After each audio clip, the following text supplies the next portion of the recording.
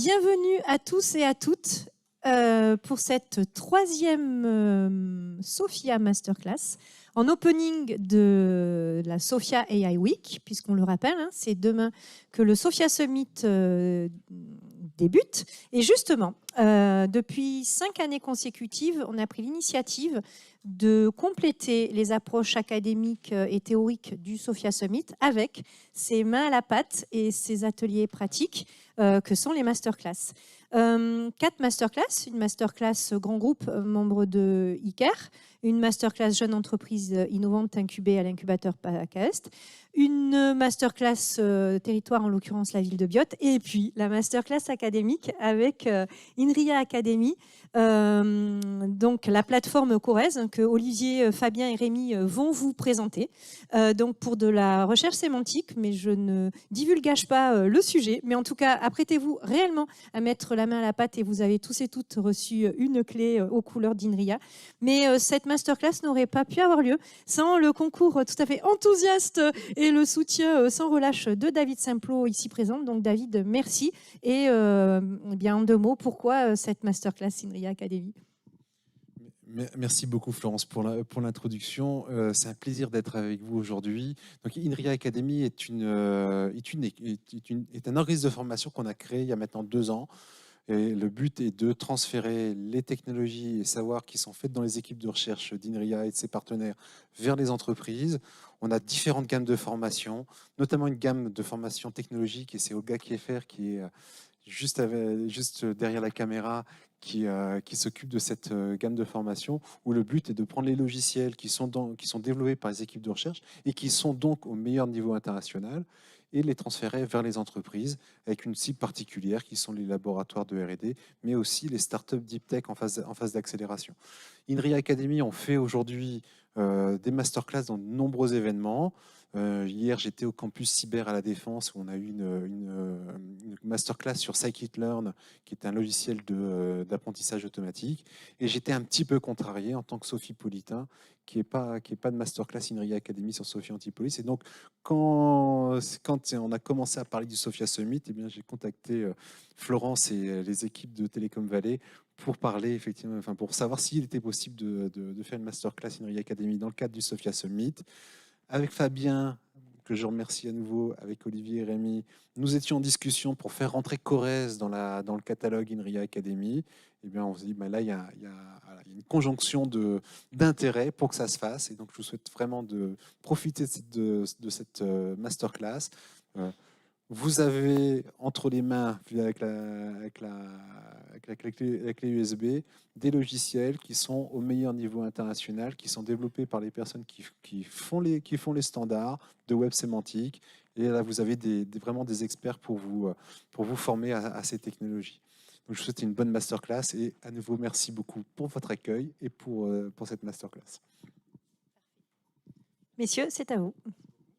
Normalement, mon micro non ?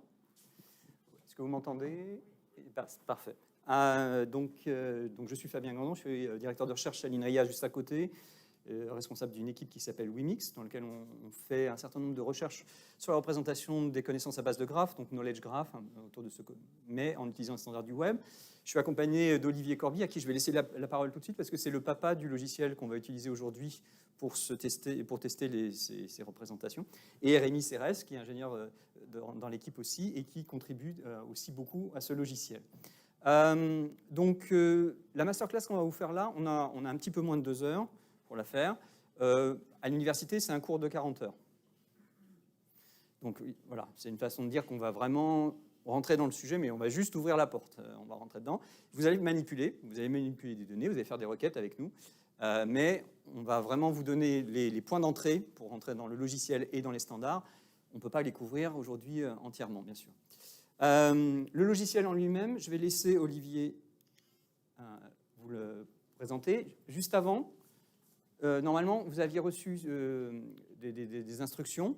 En fait, à partir du moment où vous avez Java et un éditeur sur votre machine, vous êtes bon parce que tout le reste est sur la clé maintenant qu'on vous a donnée. Donc, ça devrait aller. On vous a mis la dernière version du Corrèze, du logiciel, et puis des petites données qu'on va utiliser. On vous a mis une copie complète des transparents, que vous allez voir, plus une copie complète du sujet qu'on va utiliser pour les travaux pratiques. On va travailler un petit peu comme ça, on va parler 20 minutes pour vous présenter les bases, puis on va faire une première session de lab 30 minutes, puis on va reparler 20 minutes, puis on va faire une session de lab 30 minutes, pour essayer d'alterner un petit peu présentation théorique, des aspects, enfin théorique, on ne va pas rentrer vraiment dans les détails, mais on va dire de conceptuel, et puis travaux pratiques. Olivier, si tu veux parler de Corez.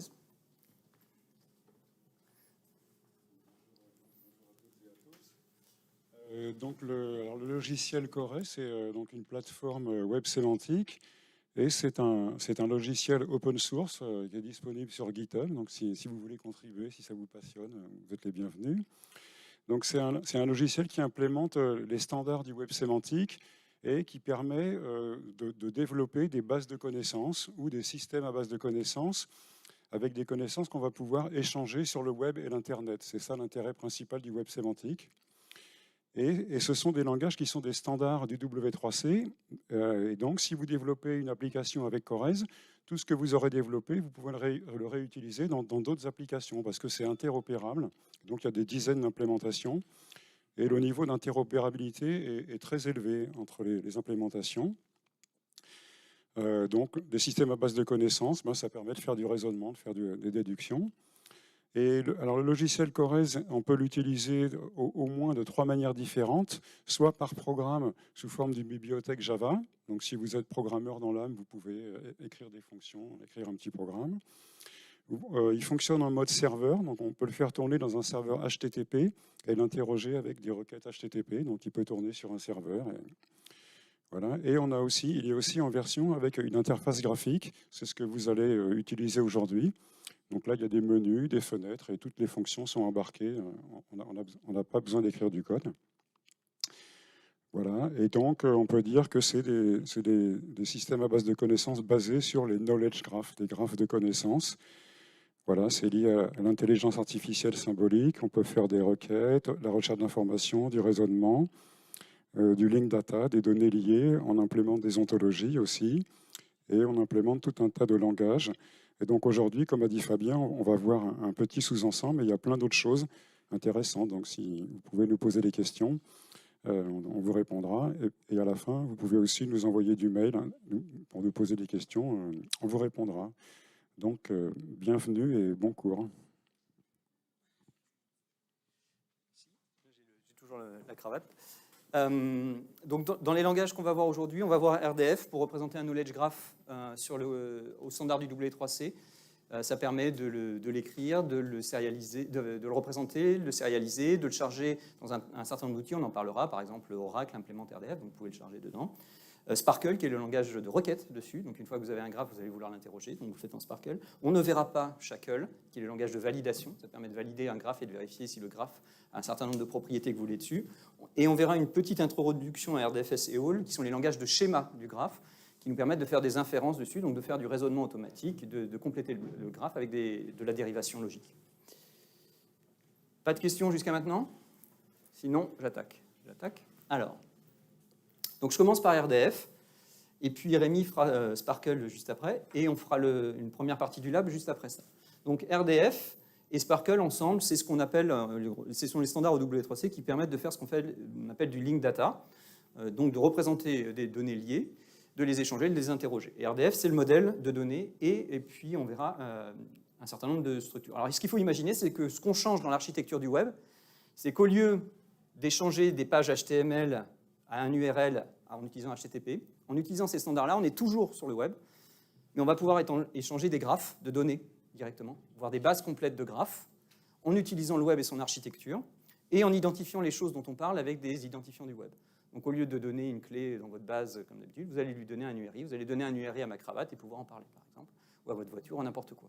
Donc on donne des URI à tout ce qui bouge autour de nous, tout ce qu'on peut imaginer, tout ce qui est identifiable peut avoir un URI, je lui donne un URI, je peux en parler en RDF, le décrire, et à partir de ce moment-là, je peux utiliser le web pour échanger ces données-là. C'est le principe. Donc RDF, ça veut dire Resource Description Framework. Resource, on appelle ça dans le modèle du web, on appelle une ressource tout ce qui est identifiable. Mais vraiment pas qu'une page web, tout ce qui est identifiable. Donc votre voiture est une ressource, cette télé est une ressource, la dalle de parquet sur laquelle je suis est une ressource, etc. Donc on peut lui donner un URI, je peux en parler. Description, parce que ce qu'on va faire en RDF, c'est les décrire. On va dire la dalle, elle est blanche, elle est carrée, la cravate de Fabien, elle est moche, etc. On va pouvoir accrocher ce qu'on veut dessus et le décrire. Et framework, parce que c'est à la fois un modèle de données, un modèle de graphe théorique qu'on va utiliser pour représenter nos données, et puis un certain nombre de syntaxes qui vont nous permettre de représenter ce graphe et de les échanger. Alors il y a beaucoup de syntaxes, on va en voir qu'une, c'est la plus simple et la plus humaine. Il y en a des plus inhumaines, on va dire. Le modèle de RDF, c'est un modèle de triplet. Tout ce qu'on va dire, on va le découper en petits morceaux de 3. Sujet, prédicat, et puis objet. D'accord ?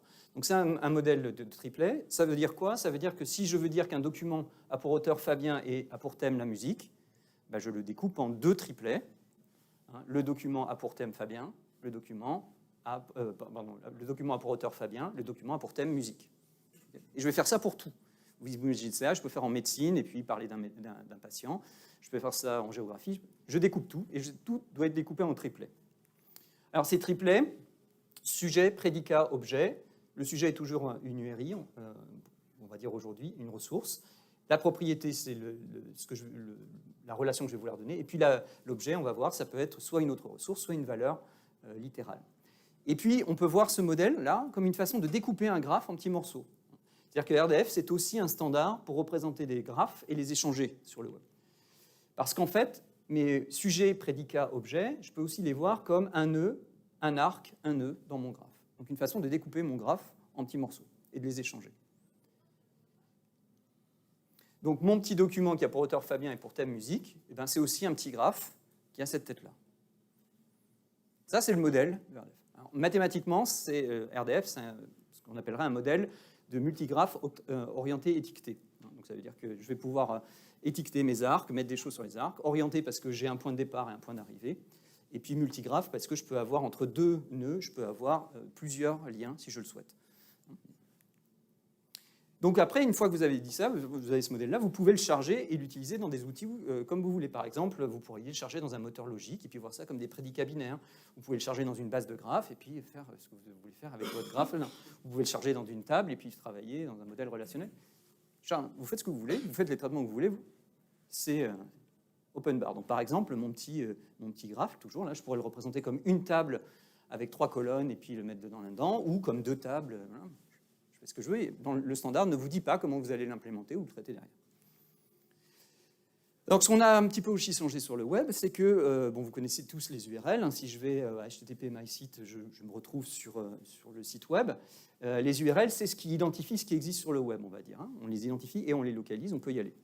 Et nous, on utilise les URI et même les IRI, qui sont des extensions standards qui fonctionnent dans vos navigateurs, qui nous permettent d'identifier sur le web ce qui existe. Ce n'est pas un jeu de mots. C'est-à-dire que je peux tout identifier, même ce qui n'est pas sur le web. C'est ça la grosse différence. Donc je peux donner un IRI aux zèbres qui passent, et j'ai le droit. Et les IRI peuvent utiliser tout UTF.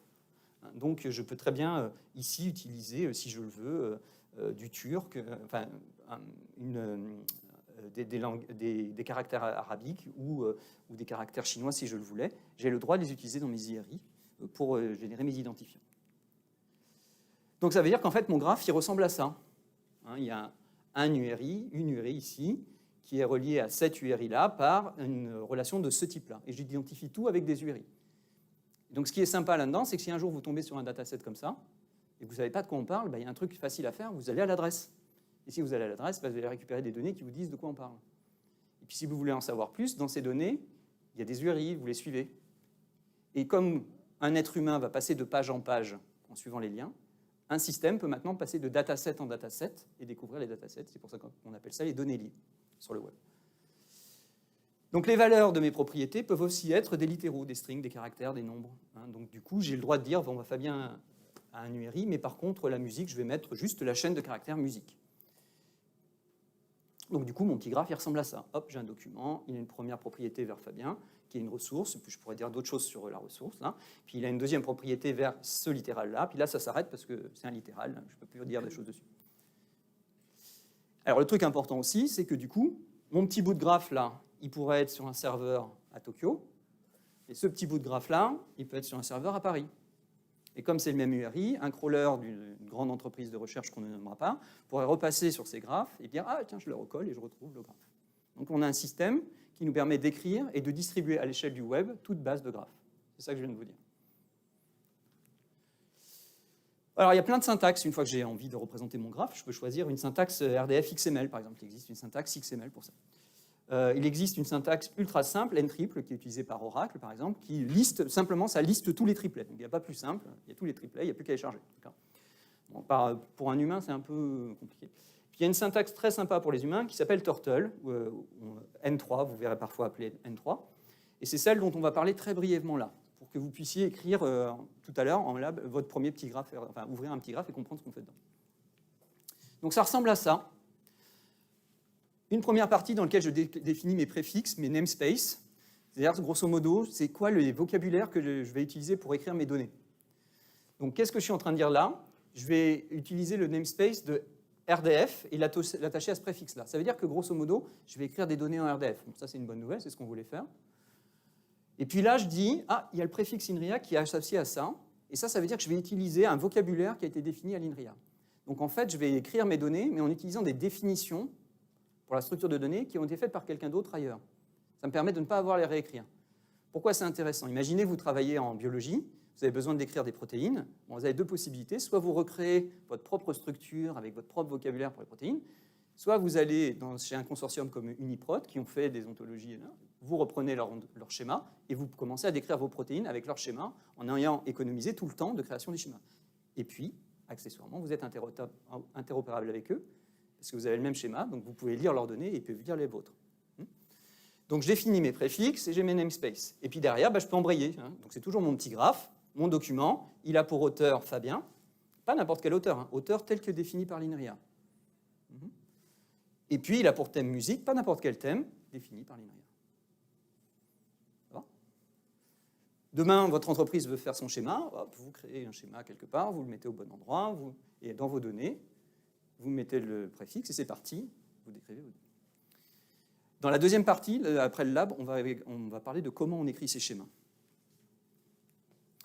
Alors, donc les préfixes, on ne va pas y toucher aujourd'hui, ils sont tout prêts. Un sujet, un prédicat, un objet, un prédicat, une valeur, et je m'arrête. J'ai le droit d'utiliser des raccourcis, parce qu'on est des humains, donc par définition, on est fainéant. Donc si on peut aller plus vite, on va le faire. Donc, mon sujet, ma première propriété, mon objet, j'ai mis un point-virgule, ça veut dire que je parle toujours du même sujet. Je parle toujours du document. Je donne le thème du document, et là j'ai mis une virgule, ça veut dire que je parle du même sujet, et je garde le même prédicat. Donc du coup, j'ai dit qu'il avait pour thème musique et piano.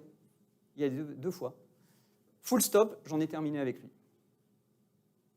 D'accord ? Sujet, prédicat, objet. Sujet, prédicat, objet. Sujet, prédicat, objet. J'ai toujours mes petits triplets. C'est juste des raccourcis, c'est juste du sucre syntaxique. Je peux mettre des commentaires. Ça ne mange pas de pain. Ce sera bien sûr ignoré par le système. J'ai cassé ma télécommande. Alors, je vais me mettre là. Hop. J'ai cassé l'ordinateur, carrément. Voilà. Truc intéressant aussi, toute ressource peut être typée. Donc, je peux lui dire dans quelle classe elle est. Je peux dire ça, c'est un rapport, ça, c'est une voiture, ça, c'est un humain, ça, c'est une politique. Je peux faire ce que je veux, je peux donner des types. Donc, sur une ressource, je peux donner un type. Et là, il y a une propriété par défaut qui s'appelle RDF type qui permet de dire elle est tel type.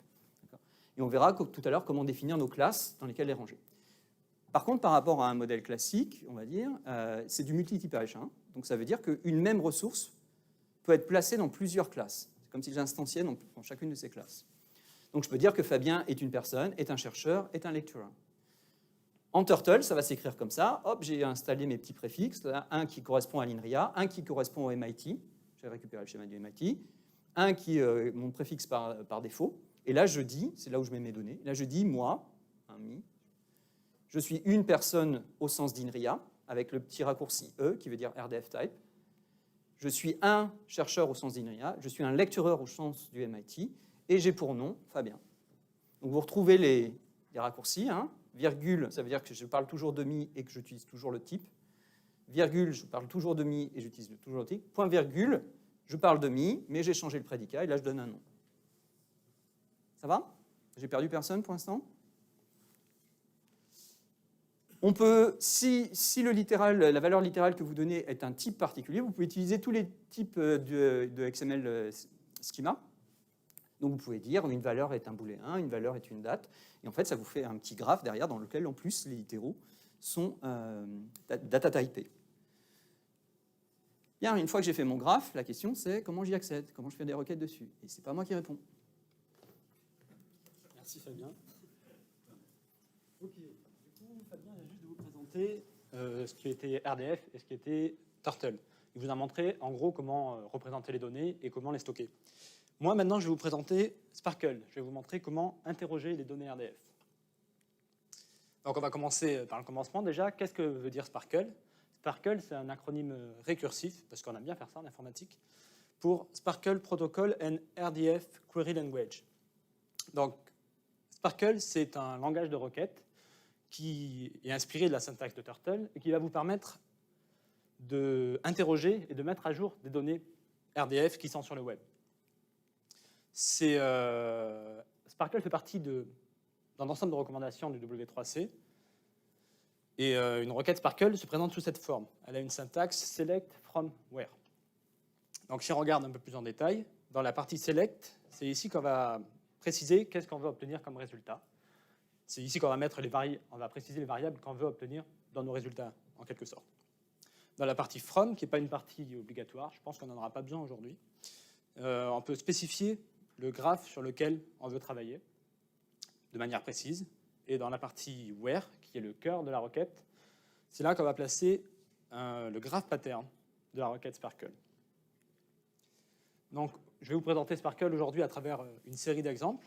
On va commencer par un exemple simple et aller de plus en plus compliqué.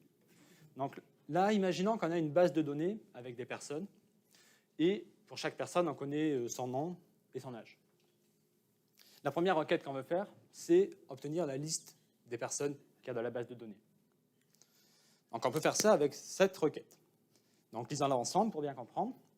Si on regarde dans le where, on peut voir un triplet. Ici, le triplet X, RDF type, INRIA person. Ça, on appelle ça un triple pattern. Un triple pattern, c'est un triplet qui est incomplet, c'est-à-dire un triplet avec une variable. Ici, la variable, on la voit, c'est le X, et on les reconnaît parce qu'elle commence par un point d'interrogation. Donc si on lit ce qu'on a demandé ici, on veut toutes les ressources X de type INRIA person. Et dans nos résultats, on voudra ce X. Maintenant, essayons un truc un peu plus compliqué, mais pas beaucoup, je vous rassure. On va chercher tous les noms des personnes qui sont dans la base de données. Donc on peut faire ça avec cette requête-ci. Et si on la lit ensemble, le début, c'est pareil que tout à l'heure. On veut toutes les ressources X de type personne. Et ce même X doit avoir un nom. Ce nom qu'on récupère en résultat. Si on veut l'âge maintenant, c'est le même principe. On rajoute une troisième triple pattern avec l'âge. Donc on va les lire ensemble aussi. Pareil, le début c'est le même. On veut toutes les ressources X de type INRIA person, et ce même X doit avoir un nom, et ce même X doit avoir un âge. Et en résultat, on veut le nom et l'âge. Bon, jusqu'à là c'est sympa. Mais maintenant, imaginons qu'on veut quelque chose d'un peu plus précis. Imaginons qu'on veut le nom et l'âge des personnes qui sont majeures, les personnes qui ont plus de 18 ans. Pour faire ça, on doit introduire un nouveau mot-clé qui est le mot-clé filter. Le mot-clé filter, lui, vient à la fin, comme dans cet exemple de la clause where, et a une condition. Donc si on la lit ensemble, le début c'est toujours pareil, je vais me répéter beaucoup. On veut toutes les ressources X de type INRIA person, et ce X doit avoir un nom, et ce même X doit avoir un âge, mais on garde le résultat seulement si l'âge est supérieur ou égal à 18. Dans cet exemple, la condition est vraiment très simple, mais on peut bien sûr avoir des conditions plus compliquées avec des fonctions, que je ne vais pas vous présenter ici, mais différents types de comparateurs et des opérateurs booléens pour séparer les conditions. Ok, on continue du coup à complexifier un peu. Imaginons maintenant qu'on veut toujours la même chose, mais les résultats, on les veut trier par rapport à l'âge. Pour faire ça, on a besoin du mot-clé order by, qui lui vient à la fin de la requête, en dehors de la clause where, et on précise simplement sur quoi on veut trier. Ici, on veut trier sur l'âge. Du coup, les résultats qu'on va obtenir avec cette requête, on va avoir en premier la personne la plus jeune de la base de données, et en dernier, la personne la plus vieille. On peut aussi limiter le nombre de résultats, si on veut limiter ici à 20 par exemple. Avec cette requête, on va avoir que les 20 premiers résultats de la base de données. Enfin, on peut aussi faire un décalage. Imaginons qu'on veut les résultats à partir du 21e. Eh bien, on peut faire un offset 20 et on aura les résultats à partir du 21e jusqu'au 40. Pourquoi jusqu'au 40? Parce qu'on a limité à 20 ici. OK. Continuons l'exploration du Sparkle du coup avec un nouvel exemple. Alors, on va repartir sur quelque chose. À quoi sert cette première ligne par rapport aux autres? Âge et nom. Ici? Oui, la première RDF type INRIA Person. À quoi sert cette première? OK. La première ligne, elle sert à... Le X, en fait, va représenter toutes les personnes. Ici, ça sert à dire qu'on veut que ce X, ça soit des ressources qui sont de type personne. Donc l'ensemble des Si tu veux, s'il n'y avait que cette ligne, données. on obtient, le X représenterait toutes les personnes de la base de données. C'est bon? OK, parfait. OK, ben là, on va repartir sur un exemple plus simple, où on va sélectionner justement tous les chercheurs de la base de données. Et si on la lit ensemble, du coup, on demande toutes les ressources X de type chercheur. Mais maintenant, imaginons qu'on veut toutes les chercheurs de la base de données, mais des gens qui sont à la fois chercheurs et qui sont à la fois des femmes. Pour faire ça en RDF, c'est simple, il suffit d'ajouter un nouveau triple pattern. Si on la lit ensemble, comme tout à l'heure, on demande toutes les ressources X de type chercheur, et ce même X doit aussi être de type femme. Ça marche parce qu'en fait, il y a un « et » implicite entre les triple patterns. Mais des fois, on ne veut pas qu'il y ait un « et ». Des fois, on veut faire des requêtes où on a besoin d'avoir un « ou » entre les triple patterns. Par exemple, si on cherche toutes les personnes qui sont à la fois chercheurs... Non, pardon. Si on cherche les personnes qui sont chercheurs ou ingénieurs. Pour faire ça, on a besoin du mot-clé « union ».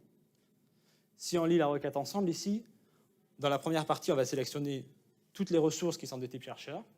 Dans la deuxième partie, on va sélectionner toutes les ressources qui sont de type ingénieur. Et le résultat de cette requête va être l'union de ces deux ensembles. Sur le même principe, il y a le mot-clé minus. Ici, par exemple, si on veut sélectionner toutes les personnes qui sont des chercheurs, mais qui ne sont pas français, si on lit la requête ensemble, dans la première partie, on sélectionne tous les chercheurs. Dans la deuxième partie, on va sélectionner tous les français. Et le résultat sera l'ensemble des chercheurs moins l'ensemble des français. OK, bon, on repart sur un nouvel exemple. Je vous promets, c'est le dernier. Cet exemple, avec cette requête, sélectionne le nom et la nationalité des gens dans la base de données. Donc si on la lit ensemble, rapidement, on veut toutes les ressources X de type personne, et ce même X doit avoir un nom, et ce même X doit avoir une nationalité. J'insiste sur le doit, parce que imaginons qu'on a une base de données pas complète, et qu'on n'a pas la nationalité de toutes les personnes. Le problème avec cette requête, c'est qu'on ne va pas avoir les personnes dont on n'a pas la nationalité dans les résultats.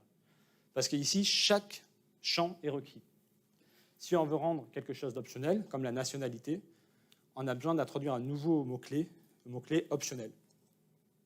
Donc le mot-clé optionnel vient encadrer, en quelque sorte, le triple pattern. Avec cette requête, du coup, on va avoir toutes les personnes dans la base de données avec un nom et éventuellement leur nationalité si elle est renseignée. Sinon, on aura juste du vide. Pour finir, je voulais vous montrer qu'il y a quelques fonctions aussi en Sparkle. Bon, ce n'est pas explicite et on n'en aura pas besoin aujourd'hui, mais il y a notamment des fonctions sur des strings qui permettent à la fois de faire des tests pour voir si une string est inclue dans une autre, ou débute avec une certaine string ou finit avec une certaine string. On a aussi, on peut transformer des strings pour les mettre en majuscule ou en minuscule, ou par exemple compter le nombre de caractères qu'il y a dedans. Il y a des fonctions sur les numériques, sur les dates et le temps. Sur les dates, c'est surtout pour extraire des morceaux de la date. Par exemple, on peut extraire le jour, l'heure, la minute, le mois à partir d'une date, ou obtenir le temps actuel. Et il existe aussi des fonctions de hash.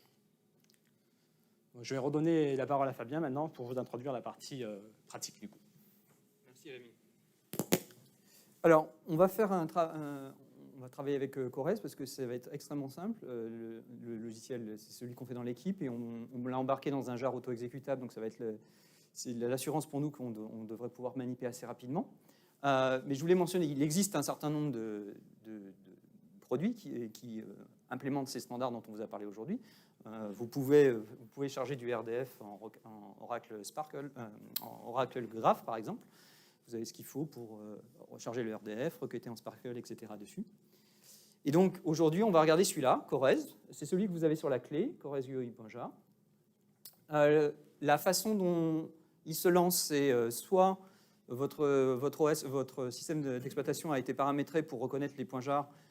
C'est le cas de 90%. Donc vous double-cliquez dessus et vous allez avoir une fenêtre et on peut commencer le TP. Donc ça, c'est... Si jamais c'est pas le cas, ça veut dire qu'il faut que vous l'exécutez. Donc vous avez besoin de lancer la petite commande Java espace -jar et puis le CorezUI que vous avez et ça part, ça devrait démarrer. Dans l'interface, vous avez ce qu'il faut pour charger un petit dataset. Donc vous pouvez charger des données et des schémas. On va charger un petit dataset et on va faire des requêtes dessus. Et quand vous appuyez sur le petit plus là, vous avez un onglet pour faire une requête. Vous avez une requête par défaut que vous savez lire maintenant grâce à Rémi, puisqu'elle dit point d'interrogation X, point d'interrogation P, point d'interrogation Y. Donc question, à votre avis, qu'est-ce que fait cette requête?